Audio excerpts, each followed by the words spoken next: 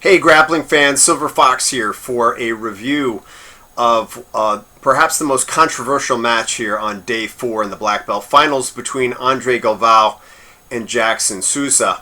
I think that this match highlights a lot of really important officiating issues that I wanted to discuss and look at in their entirety, and I consider it really significant in terms of how we look at the current rule set from the Federation, as well as how it was applied in this particular circumstance, because I know that the folks over at Checkmat, understanding the decision, were unhappy, and I wanted to go through kind of their thought process as well as the Federation officiating team's thought process on how it was handled. So let's talk about it. So the first thing I'll say about it is it definitely was not one of the most interesting matches of the day.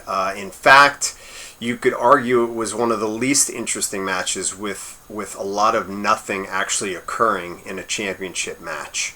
That's not the fault of either competitor. I'm not here to indict that, but I will tell you that part of the fact that it was so uninteresting and resulted in scoring only from penalties that we ended up in a place where it was controversial at all. So, but here's the issues that I see that are significant and important. I made some notes here.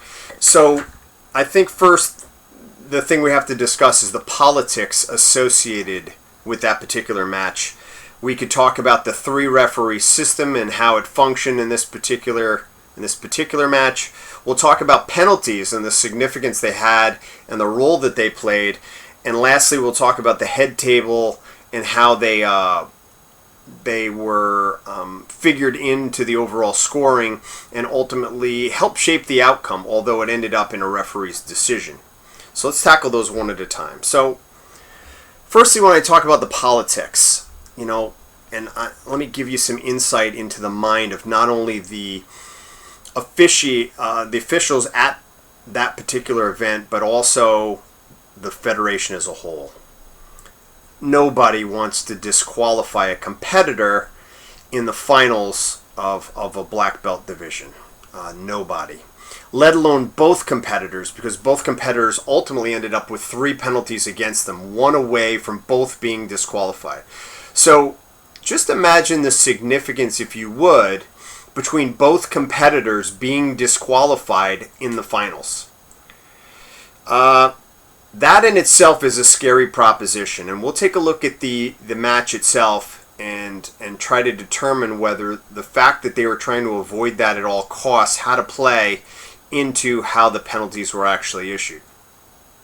Secondly, we're talking about, one of the greatest of all times when it comes to sport jiu-jitsu, Galvao.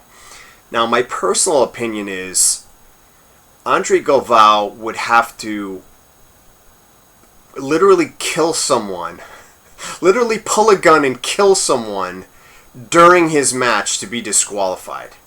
I have the heart. He would have to make such a grievous error, so blatant, because from a political perspective, there's just the backlash from having a top competitor disqualified or having 2 top competitors in a finals be disqualified puts so much pressure on the officiating staff and the Federation as a whole. It's just, it's something that I think the assumption is that it would never happen, or that it should never happen. But the reality is, if we apply the rules correctly, maybe it should happen. Maybe it's inevitable just by what we're watching during the match. But let's start out with that the political climate would not rationally permit one or both of these competitors to be disqualified. That in itself, I think, taints the whole particular match, and I'll reserve judgment till the end as far as how that fit into the scheme of things here. So let's talk about the 3-referee system and how it fits in, and then we'll talk about how the head table fits in also. So a 3-referee system is just that. It's got a center referee, it's got 2 corner referees, and it's basically a best out of 3 judging system. So the center referee is the ultimate referee who does the scoring, but he can be overruled by the two corner referees who may see something different than he sees. Now, I would say that they overrule him in the sense that they're in agreement different than his, so whatever they suggested is ultimately the score. But the exception to that is, suppose all three referees see something differently. If all three see something differently, then the rule that's applied is whatever the middle score might be would be the ruling. So what does that mean? That means if one judge sees no score, another judge sees an advantage, and the third ref sees a scoring event, they would take the middle of the three. So we look at points, we look at advantage, we look at no score. They would score ultimately the center of those three choices and give the advantage as the deciding factor. So understand, this is the dynamic that all three referees are faced with. Now, the reason that the three referee system exists is to be a double check mechanism to make sure that the rules are being applied most fairly. The reality is sometimes referees get different angles, they have different judgment, and by having referees in different positions, you've got, three pairs of eyeballs watching the same event, and you can have, therefore, the best outcome, the most accurate reporting. Now, to build on top of that, they've also put in place two referees at the head table, we'll call them head referees, that ultimately are looking at videotape replay and can actually communicate through walkie-talkie to an earpiece to the center ref and can actually overrule then on top of what's already been decided amongst the three referees. And this is very applicable to this particular match, and that's why this is really fascinating in a way, because the most extreme circumstance you could imagine, where all these referees had to be engaged, all these eyeballs are watching, it's a black belt final. This is kind of like the pinnacle of officiating when it comes to using all the rules and all the tools that could possibly be involved. Now let's talk about the penalty system. So the way the Federation penalty system works is the first penalty is basically a warning. It serves as a penalty, which ultimately is a criteria that could be used as a tiebreaker. First we look at tie scores, then we move to if there's tied advantages, then we look at who has the least number of penalties. So the fact that you'd have one penalty could ultimately be a deciding factor in the Federation rule set. So although I'm saying it has no score attached to it, it does have significance. Now after the first penalty, which is again what I consider a warning, the second penalty would yield an advantage for the competitor. So, or I should say your opponent. So if you get a second penalty, your opponent gets an advantage. If you get a third penalty, it would be 2 points against you. And of course, the fourth penalty would result in automatic disqualification. Now, what often happens in scenarios, particularly with stalling or for instance, the double guard pull rule, you'll find that both competitors are simultaneously penalized, which means they both accumulate them at the same rate. In this particular case, there were three different passivity or stalling calls given to both competitors, which yielded first the warning, then both received an advantage, then both received 2 points. So that was ultimately all the scoring that was done in this particular match.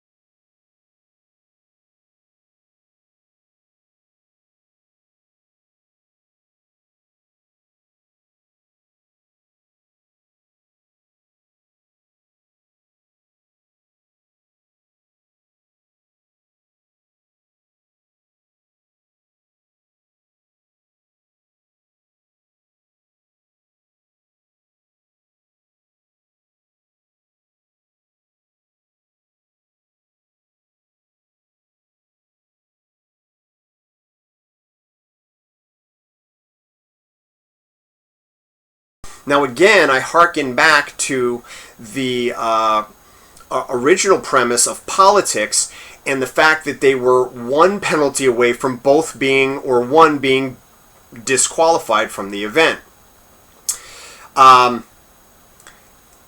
If you look at the match in its entirety, and although I'll share a clip that I consider significant from it, I won't show you the whole match in its entirety. You can certainly look it up on Flow Grappling, or it'll probably be available at some point maybe on something like YouTube. You can see that there was a whole lot of nothing going on. Now, the typical criteria behind the stalling call is that there's 20 seconds of inactivity, which results in a passivity call. If we look at the full 10 minutes, we could probably find more than just 3 increments of 20 seconds that there was no activity, and we could justify that. So there is a little bit of latitude given, especially during stand-up when there's grip fighting and so forth, that the guys are working. So understand that there is a certain amount of latitude that's given. It's not 20 after 20 after 20 like some people think is a great idea. They don't realize how quickly people could be seriously penalized or disqualified if it was very rigid. But understand that it is rather subjective. So my contention is there was probably enough stalling from both of these guys to justify a double DQ. You know, I can't prove that, and I don't think you can disprove that, other than to say that's the last thing anybody would want to have happen. What I witnessed was more than once the center ref glancing over at the head table as if to say, okay, they're still not doing anything. Looking for some kind of guidance, knowing that as you move closer and closer to 4 penalties, you're facing a disqualification during a black belt finals. So these were all challenges associated with the 3-referee system, how the politics played in, and then the stalling and penalties themselves. But the interesting part was a particular transaction between Sousa and Galvao, where Galvao pulls guard. Okay, so let's take a look at the action itself as it occurred. And Andre pulls guard here, and very quickly Sousa starts to get really aggressive on his legs. Andre gets a hold of the belt, he backs out, he's turned on his side, but you can see they're well past the boundary. They're well into the other ring. And at this point, you know, you have to question what actually occurred. It seems like nothing of validity occurred, and then suddenly we'll notice as the camera pans that we see one referee on the opposite corner with the camera angle signals. The center ref immediately changes his mind, and then the third referee confirms it. So it appeared to me more of the center referee decided himself that was advantage worthy.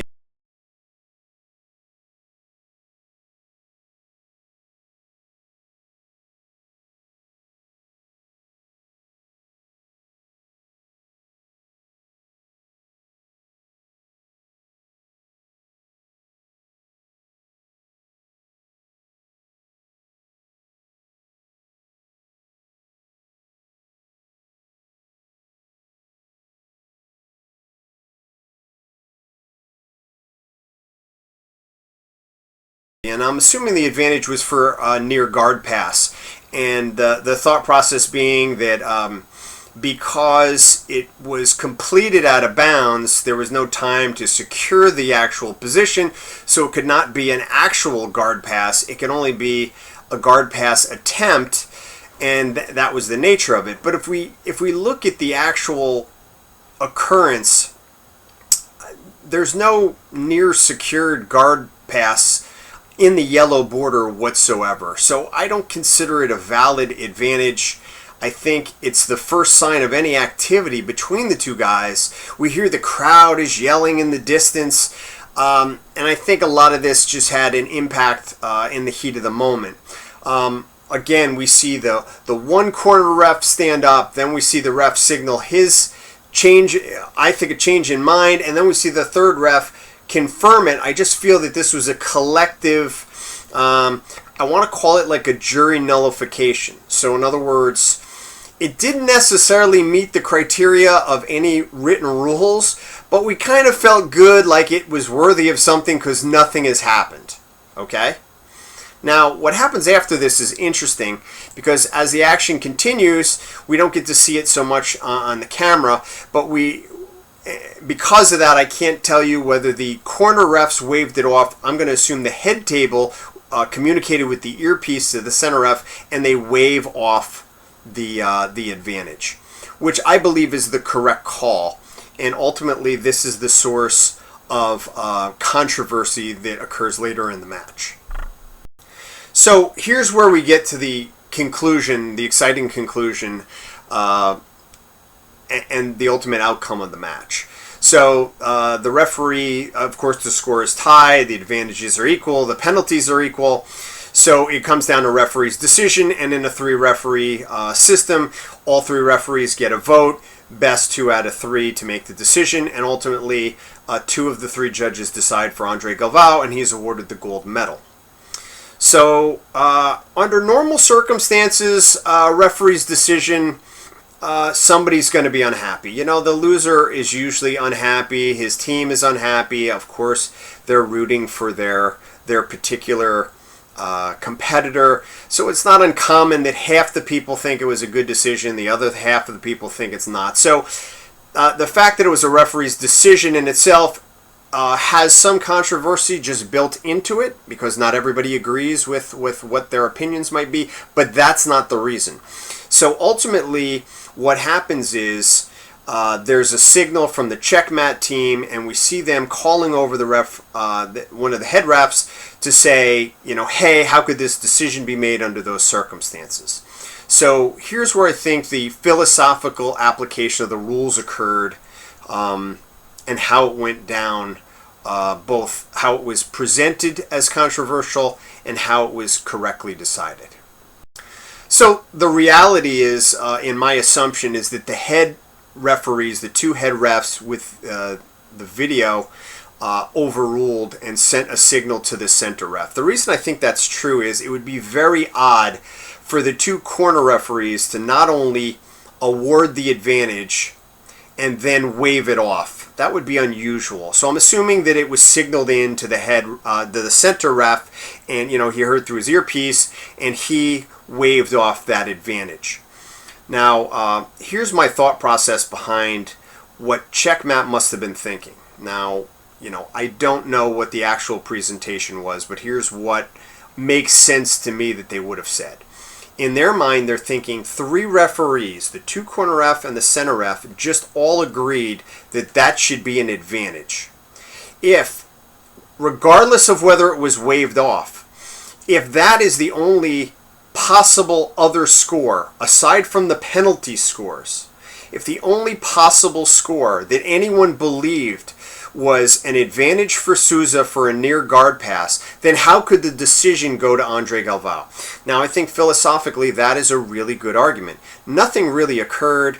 If we looked at aggression, we could say that was pretty even. They were both trying for stuff, but nobody really accomplished anything. So I don't think there was an aggression thing. I don't think anybody controlled the ring, one guy more than another. You could make a case that Andre pulled guard, I think, more than once, and because of that, you could say that maybe he was taking an inferior position. And I don't want to get into an argument that the guard's not inferior. From a jiu-jitsu perspective, I would say you would probably always want to be on top if you could. From a jiu-jitsu perspective, not from an individual jiu-jitsu practitioner perspective. Additionally, I think Andre maybe went for some collar choke action. That was really the only effort, and maybe that could be compelling enough to say that was the only thing that actually occurred. But I could see the philosophical case that Checkmat was trying to make by saying that's the only thing that the refs out there actually thought was possibly a score. Okay? So that makes perfect sense that they would argue that. Now, here's why I don't think that's a valid reason. It's certainly not in the criteria to overturn it, I can tell you that. In fact, if I look at the rules for overturning it, there's only a few things, a few criteria that allow a match to be overturned. One is if the score on the board has been misread. In other words, the referee raises the wrong hand is essentially what that comes down to. If the athlete declared the winner submitted his or her opponent using an illegal hold that the referee didn't notice, that's not applicable here. And lastly, if an athlete was disqualified for using a legitimate hold, which is just an honest mistake by the referee, thinking that maybe that particular hold was not allowed in that division. So none of those three criteria for actually overturning a match was met. So it wasn't going to happen anyway. But that being said, here's why it's correct. Because the rules indicate that the two head referees sitting at the table have the authority to overrule what the three refs in a three-ref system see. And they did. So I think when they do that, they nullify anything associated with that particular score. And I'll mention that I think that they did that correctly. That was not advantage worthy. That was not a near guard pass related to anything within the boundaries of that particular ring. So I think they made a correct call. In other words, they saw a mistake even though three refs made it, and they corrected it. So understanding that that particular effort was not a scoring event, I don't know that that was compelling enough to give Sousa the match in the scheme of ring control, aggression, submission attempts. I'll say very loosely, only because Andre tried some collar stuff. So I think in this particular application, the addition of the head referees actually fixed the situation that in years past would have gone directly to Sousa. In other words, as soon as that advantage hit and all three refs agreed, that would have been it. He would have won by advantage in that particular match. So I think the good news, I don't know if it's good news or bad news. I mean, it's certainly good news for Andre because he ultimately got the decision, and it's clearly bad news because, you know, Jackson Sousa did not. But I think as far as a mechanism of having a triple check and then having an additional head table on top of it actually correctly applied the rules in this particular case. And for that, it's not actually controversial. You can be unhappy with the outcome because your favorite fighter did not win, let's say, but you can't say it was unfair or that the rules were not applied correctly or even that the procedures weren't followed correctly. They followed them according to how it's specified under Article 1 of refereeing. So overall, though, you know, if I had to look at it from just a learning perspective, the components that are involved here, the dynamics of how politics can apply into how the rules are subjectively, given in certain circumstances, how the three referee system is meant as a double check mechanism, how penalties have such a significant role and how they can be somewhat subjective in how they are applied, and then how this new head rule video application also can serve as an additional checking mechanism to make sure that everything works correctly. So again, not an interesting or fun technical match to watch. Two dynamic competitors. A lot on the line there, but unfortunately, not a lot of fun for the fans, but ultimately I think a lot to learn here for referees, for coaches, and for spectators as far as how the rules really work.